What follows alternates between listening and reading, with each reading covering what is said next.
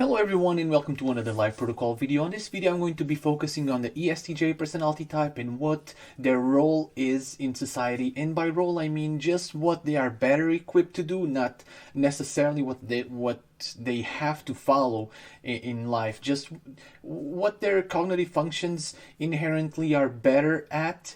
I know that ESTJs are known for being rough. They have kind of a rigid image in the community, but what people normally don't see is the other side of them, the secret behind why they act the way they do. And this is what this video is all about. I'm going to be basically exposing some secrets about this personality type that may or may not be known by the general community. And you will see that in the end they are not as bad as people make them to be. They are actually very, very good people. They make amazing friends, amazing partners, and I really want to make them justice. Thank you so much for watching, and I hope you love the show.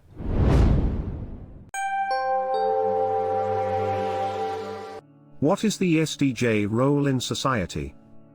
ESTJ personality types are known for being traditional, orderly, and practical. They value consistency and reliability in themselves as well as others.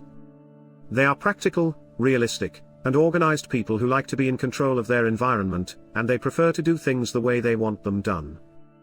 ESTJs make great leaders because of their hard-working nature and ability to get things done, but that is only one side of them, the side that people see more often.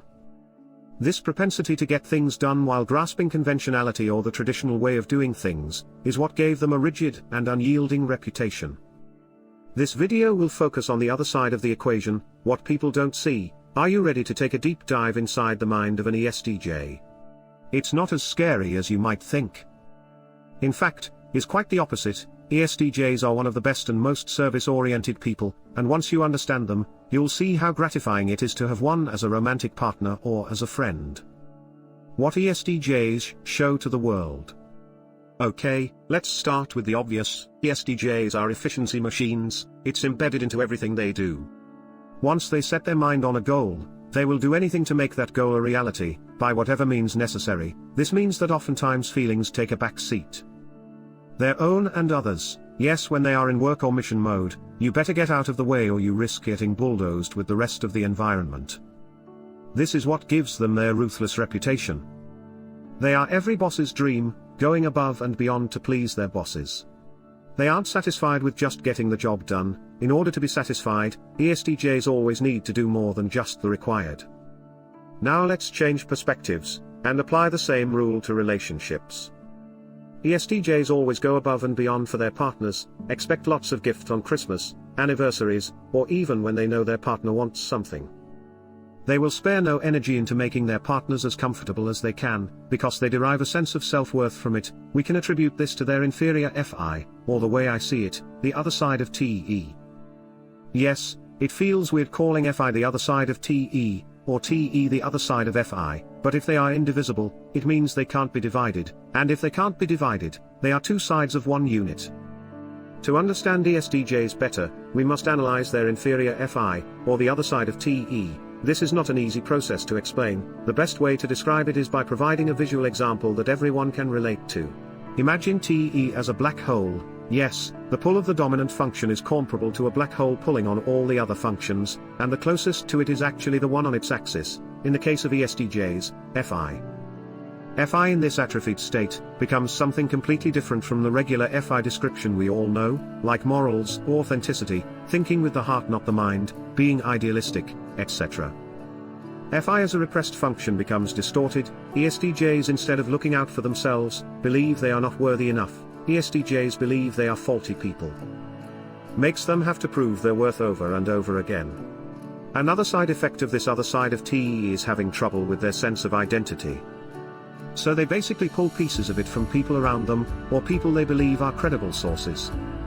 When they finally latch to a belief, or a person for that matter, it is incredibly hard to make them change their mind, making them super loyal. They have a hard time knowing what they want, and prefer other people to give them direction, or tell them what is expected of them. When they get it, they use the relentless force of the dominant TE to procure whatever the other person asked of them, be it at work, in friendships, or in romance. ESTJ's role in society, as crude as it may sound, is to be of service. They fill the void by accomplishing tasks, and procuring or completing tasks that are assigned to them. When it comes to caring for the inner circle of people they love, they are the most fiercely driven people. They want to give them the world. In a way, because it fills the void the dominant black hole TE creates.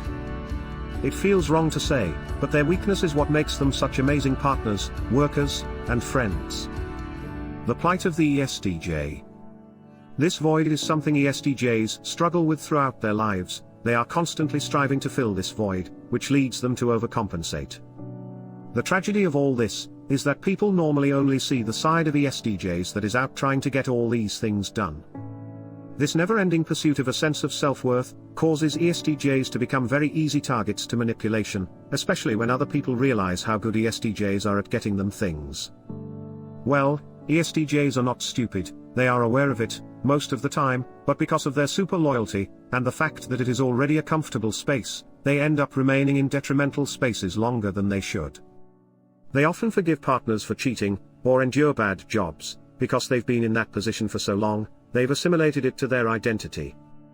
Their overcompensation comes at a cost though. If they feel they give, and get nothing in return, means that void is not being filled, and then they rebel. If that void is not being filled by the other person, or praise is not given to them, they feel the other person is validating the idea that the ESTJ is indeed an unworthy person. At this point, that person becomes just another source of hurt instead of a source of comfort, and once that bond is broken, it's almost impossible to gain their trust back. As unintuitive as it might sound, the truth is that ESTJs need to be protected. They are extremely insecure, despite not looking it on the outside. They make the most devoted partners, and always strive for harmony in every environment or community they are involved in.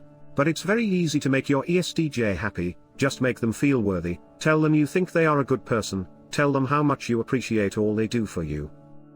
And they'll reciprocate. They are super fun people, and if you really make the effort to understand them, they'll make your life super fun, colorful, full of joy and gifts, lots and lots of them. If you liked the video, please consider leaving a like and subscribing. That will allow us to keep making more videos like this. For more related content, please click on one of the suggested videos. Thank you for watching.